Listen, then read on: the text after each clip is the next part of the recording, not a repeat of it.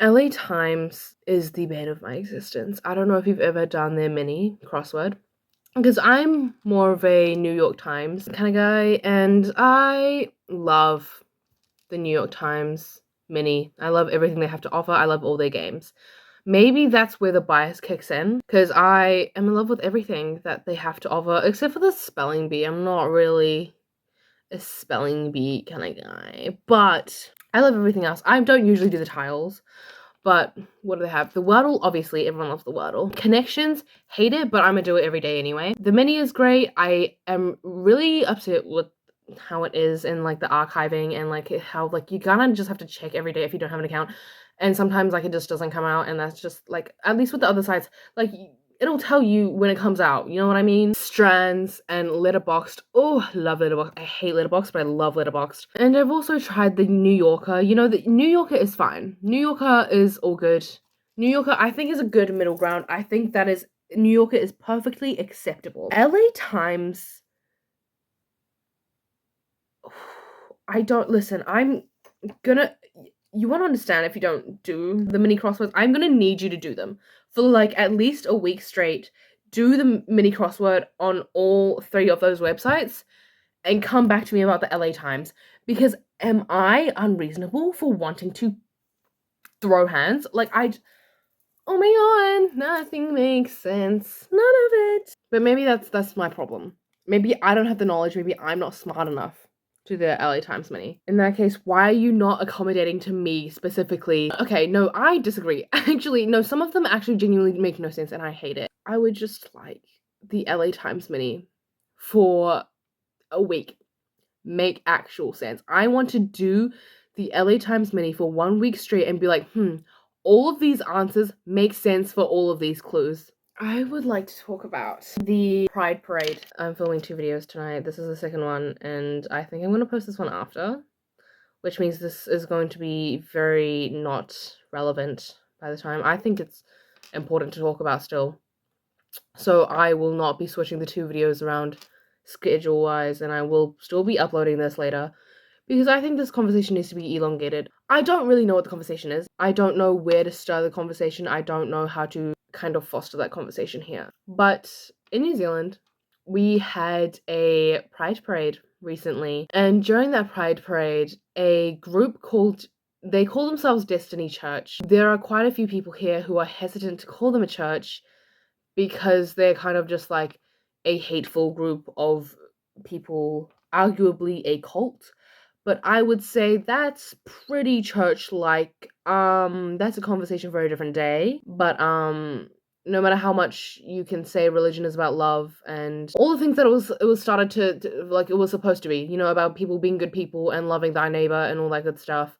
You know, over the years, over the many thousands of years, it has turned into what it is today, and that is hateful, in a lot of cases. So I'm not going to be like, just because this half of people practice it in a way that is helpful to their lives and helpful to the people around them and brings them joy and brings the people around them joy and happiness, doesn't mean that the other half doesn't exist as a religion. A lot of religious people use their religion in a very malicious way, and Disney Church is a church in my eyes because of that. Anyway, so New Zealand had a Pride Parade, and they were met with Destiny's Church. I, again, don't have all the information. A very basic rundown is that there was a drag queen reading to kids in a library. They weren't hurting the children.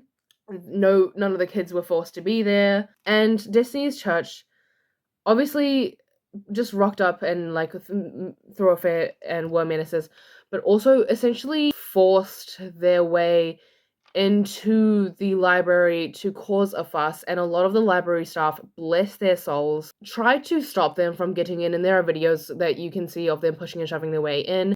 From what I heard, there was a 16-year-old kid that got injured. A lot of, again, there were children, there were, you know, young people in that library. They were not scared and not uncomfortable and not concerned until there were a bunch of loud, grown-ass people trying to get into this building and yelling hateful things towards the people around them. Once again, I don't really know how to have this conversation, and because of that, I am going to more turn this into a more local drama, if that makes sense. I know it's already local drama because nobody knows anything about New Zealand, but like, there is a girl that I used to go to high school with. Let's call her Tat. Tat dropped out, I think, in year like 11 or 11, year 11. She dropped out by basically running away from home. And, the police were called because missing persons and all that. She was found staying at the place of her boyfriend, who was obviously like years older. And you can have the conversation about that boyfriend being years older. I'm not here to talk about that. We already know that conversation, and it does not interest me in this scenario. So that happened. She was previously very well known for being a pathological liar. For example, once told people that she was pregnant, and then several months in, when people were like, "Hey, why don't you look pregnant?" and you can't, like, you're still saying you're pregnant, she responded with, "I'm too skinny to have a baby bump." That's the kind of vibe that we're going off of. So she dropped out, moved out, ran away, whatever you want to say. Later, she actually got pregnant, like for real, twice. To my knowledge, she has 2 children now, and she has since joined a gang. You can have all the conversation you want about her mental health, I do not care. She has since joined a gang. All the men in her life have been, you can imagine, she's joined a gang at the age of 21, whatever, I don't know how old she is. And she has posted a lot of hateful stuff on her story, being like, if you support trans people, all this stuff, like, basically they're not valid, they're gross, they're predators, they're pedophiles. If you want this it around your child, then you're fucked in the head. And I was talking about it with my friend, and we both agreed. I can say with 100% full confidence, like hand on my heart, on everyone I know and love, I trust my kid, my friend's kid, my family, like child family members, any child that I care about with a trans person or a queer person infinite times more than I would trust my kid with her. You are not a good role model. You are nowhere to be saying who is a good role model for your children. You are the one bringing scary, violent, drug-addicted ex-convicts around your children, and like you're gonna say trans people aren't safe. And I don't, like, again, I don't want to hear like, oh, she's obviously, when you get to that level of like, mentally unwell, it affects the logical parts of your brain. I actually don't care, because that's actually her problem to deal with. That's actually her responsibility to get better so that the logical parts of her brain do start to work properly. So if you're gonna consistently choose to not prioritize that, if you're going to consistently choose, hey, I'm not going to get better because I'm a mother now to 2 children, you just haven't chosen that, and you deserve all the smoke. I promise you, a man in drag is never going to be more dangerous than the people that you surround yourself with. I do not know for certain if she is a member of Destiny Church.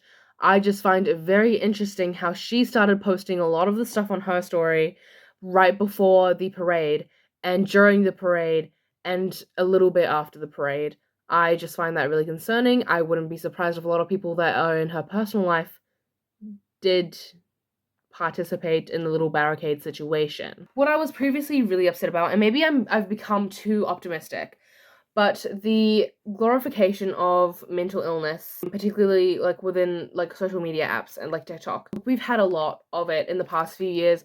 People just kind of seeming like they don't want to get better, like they enjoy their sickness, like they like being sick more than they like the idea of getting better. I am aware that a lot of that is partially due to being sick, but I don't know how to explain but choosing to be sick because you want to appear broken and pitiful, and you want sympathy for everything, and you want to be able to excuse all your actions with, oh, but I'm depressed, oh, but I was having a mental breakdown, oh, but I don't know how to control my emotions, rather than putting in the work to feel better and treating the people around you better and controlling your emotions better. You know, one is a person who is admirable and is trying to improve not only their life but the lives of the people around them, and the other kind of just seems a little pathetic. And the whole like gang of teenagers on TikTok back in like 2020 to 2022 self-diagnosing with very complex mental illnesses and disorders such as BPD, which you can't do, especially at that age. That kind of flavor of mental health or mental illness media is kind of what I'm speaking about. I used to be very mad about it. It would frustrate me to no end, and it still does to a certain extent. It still is very frustrating to see people just wanting to be sick, and picking up the most complex, the trendiest kind of illness or disorder that is so in right now, and just deciding that that's what they have. That's not cute in any way, but I think the glorification of mental illness was actually a pretty important step now. And this is what I mean in like saying maybe I'm too optimistic. I think that's just part of the process. Because before it was like mental illness was very taboo. Mental illness was very looked down upon. It was very, very shameful thing. And then we had the pendulum swing, because obviously with social media and the internet and everyone's access to technology, everything that happens is on such a big scale, and everything that happens so quickly. So obviously when people are like, hey, mental illness is an important conversation to have, and it's not something to be shamed about, and you're not alone. And obviously a lot of people are genuinely depressed. I would say almost all of the people who are on here that were like pissing me off, you know what I mean, and like wanting to be sick, are sick. And so they see that, and they see an online community of it's okay, we're here like with you, we understand. And also a lot of them just straight up excusing really bad behavior because, hey, you're mentally ill. This is a symptom of whatever it is that you have, and we understand, and better luck next time, or whatever. Like, obviously everyone's going to jump on that and be like, I have this thing, and all of my actions are because of this symptom of this thing, and I'm more sad than you are, and let me go through my past, which I've never done, and kind of try really hard to find issues within certain things in my past that I didn't have issues with ever before, and would never have issues with if it wasn't for the fact that I so desperately want to appear sick for this online sympathy. I think surely at some point, because that was very intense, and I want to say like a few years ago, and I think we're getting better now. I think we're like going into a space where we're idolizing trying to get better, idolizing trying our best. And I think that was what that glorification was. It was like a step in the process. It was a necessary evil, I want to say. And it's also just the thing of like, it's kind of like everyone is on their own journey. Sometimes you need to get worse before you get better, kind of thing. But obviously on a much larger scale, because everyone getting worse and then deciding to get better, I do think it's an issue with, because whether or not mental health is prioritized in like a positive way is very dependent on trends. But I'm just hoping that the trend stays on track, and that we are on track, I suppose, if that makes any sense to y'all, because it probably wouldn't to me if I didn't have the brain that I have, because I can listen to my thoughts. Y'all just have to listen to my words, and my words are not great. I think that is all. I would like to have a nap. I say nap, it's literally nighttime. I want to go to bed.